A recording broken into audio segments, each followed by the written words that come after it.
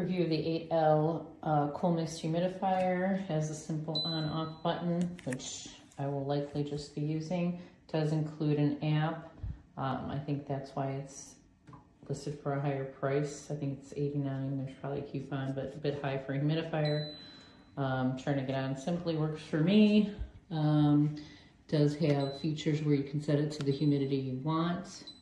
And then it also has mist volume. Of course, less mist comes out, more mist comes out, and 3 more mist comes out. So I would probably just leave it on 3. We'll see how it does.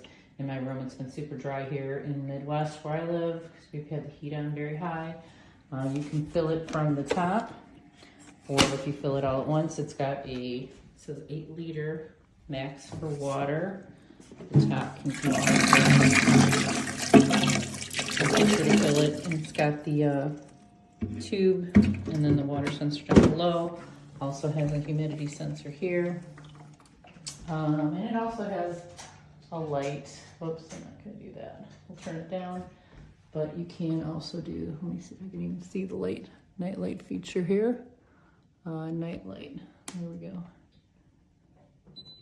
It has a night light feature.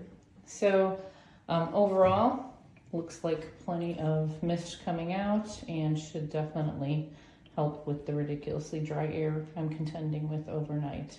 It is stated as white, but it's a little bit of an off-white. Plastic is very plasticky, but it's going to do the job. So if you need a humidifier, here's one to try.